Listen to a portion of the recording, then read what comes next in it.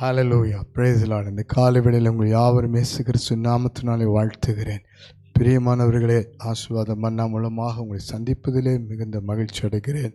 இந்த காலை வேளையில் கர்த்தருடைய வார்த்தை நம் மத்தியில் தீர்க்க தரிசனமாக கர்த்தர் கொண்டு வருகிறார். உங்களுக்காக, எனக்காக தேவன் ஒவ்வொரு நாளும் பேசுகிற வார்த்தையில் நம்முடைய வாழ்க்கையை பலப்படுத்தி கொண்டிருக்கிறார். இன்றைக்கும் கூட உங்கள் சூழ்நிலைகளை அறிந்து, உங்களுடைய பிரச்சனைகளை அறிந்து, உங்களுடைய போராட்டங்களை அறிந்து, உங்களுக்கு விரோதமாக இருக்கிற சூழ்நிலைகளை அறிந்து கர்த்தருடைய தீர்க்க தரிசன வார்த்தையை பாருங்கள். இன்றைக்கும் கர்த்தர் உங்களுக்காக பேசுகிறது.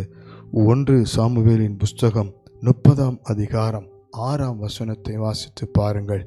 தாவீது மிகவும் நெருக்கப்பட்டான். சகல ஜனங்களும் தங்கள் குமாரத்திகளின் நிமித்தம் மனக்கிலேசமானதினால் அவனை கல்லெறிய வேண்டும் என்று சொல்லிக் கொண்டார்கள். தாவீது தன் தேவனாகிய கர்த்தருக்குள்ளே தன்னை திடப்படுத்தி கொண்டான். ஹல்லேலூயா, ஹல்லேலூயா.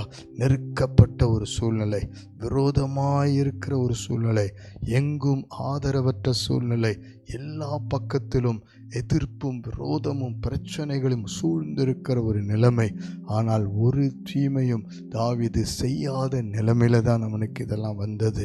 பிரியமானவர்களே, நம்முடைய வாழ்க்கையை கூட சற்று ஆராய்ந்து பார்த்து, இந்த காலை வேளையில் நம்மை சுற்றிலும் யாரெல்லாம் நமக்கு என்னென்ன பண்ணுறாங்களோ, எதையெல்லாம் செய்கிறாங்க, எதையெல்லாம் பேசுகிறாங்க, காயப்படுத்துகிறாங்க, வேதனைப்படுத்துகிறாங்க, சொந்த குடும்பத்தில் இருக்கலாம், வேலை செய்கிற இடத்துல இருக்கலாம், ஆவிக்குரிய வாழ்க்கை ஊழியத்தில் இருக்கலாம், உங்களுடைய எல்லா சூழ்நிலைகளிலும் நீங்கள் செய்த நன்மைக்கு மாறாக, உங்களிடத்திலே உதவி பெற்று உங்களுக்கு விரோதமாக நீங்கள் ஆதரவாய் இருந்தவர்கள் உங்களுக்கு எதிராளியாய் மாறின சூழ்நிலை, இப்படி பல காரியங்கள் நீங்கள் அனுபவத்திலே வரும் பொழுது ஆண்டவர் சொல்லுகிறார், தாவீது அவர்களுக்கு எதிராய் எதுவும் செய்யவில்லை, அவனுடைய நியாயத்தை அவன் சொல்லவில்லை.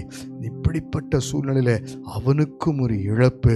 அமலேக்கியர் அவன் இல்லாத நேரத்தில் புறப்பட்டு வந்து எல்லா ஆசீர்வாதங்களையும், அவங்களுடைய ஒவ்வொரு பிள்ளைகளை, மனைவிகளை கொள்ளையடித்து கொண்டு போன நிலைமை.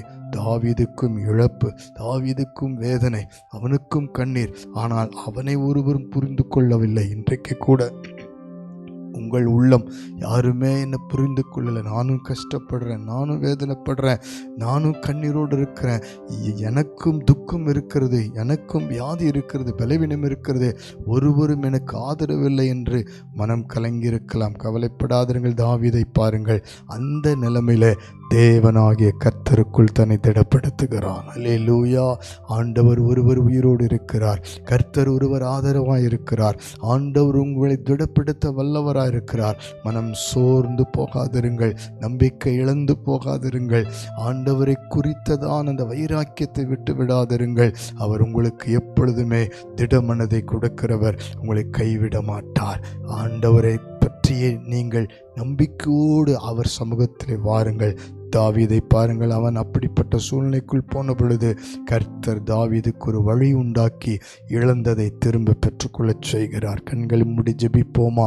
அன்பின் பரலோக பிதாவே, எங்கள் சூழ்நிலைகளை பார்த்து, எங்கள் வாழ்க்கையில் இன்றைக்கு நீர் பேசின வார்த்தைகளுக்காக நன்றி சொல்லி, இதை கேட்டுக்கொண்டிருக்கிற, பார்த்து கொண்டிருக்கிற ஒவ்வொரு வாழ்க்கையிலும் ஒரு அற்புதம் நடக்கும்படி திட மனதை முதலாவது தரும்படி ஜெபிக்கிறோம்.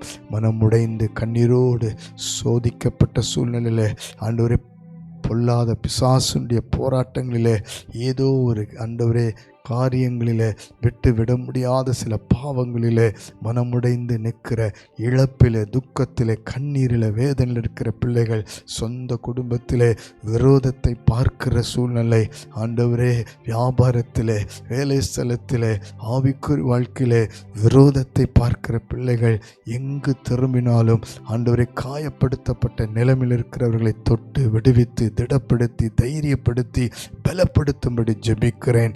இப்பொழுது வியாதி, இப்பொழுது அந்த போராட்டத்துக்கு முடிவு சமூகத்திலிருந்து ஒரு திடமனதாய் வெளிப்பட்டு தைரியப்படுத்தி, நிச்சயம் நீர் இழந்ததை திரும்ப தருவீர் என்று சொல்லி ஜெபிக்க பலன் தாரும். இயேசு கிறிஸ்துவின் நாமத்தில் இப்பொழுது ஜெபிக்கிற அத்தனை பேரின் தொட்டு நீர் ஆசீர்வதியும். அன்றைக்கு தாவீது நெருக்கப்பட்ட நிலைமையில உம்மிடத்திலே ஒரு திடமனதை பெற்றது போல தந்து நடத்தும். வாலிப பிள்ளைகளுக்கு அப்படிப்பட்ட திடமனதை கொடுத்து உம் பக்கமாய் திருப்பி ஆசீர்வதியும். கணவன் மனைவியும் ஆண்டவரே ஒரு விசை கூட திடப்படுத்தி உம் பக்கம் திருப்பும், ஆசீர்வதியும். இயேசுவின் மூலம் தாழ்மையோடு ஜெபிக்கிறோம் ஜீவனுள்ள நல்ல பிதாவே. ஆமேன், ஆமேன், ஆமேன். God bless you. ஒவ்வொரு நாளும் கர்த்தருக்குள் உங்களை கர்த்தர் திடப்படுத்துவார். நீங்கள் கர்த்தரை சார்ந்து கொள்ளுங்கள். ஆமேன்.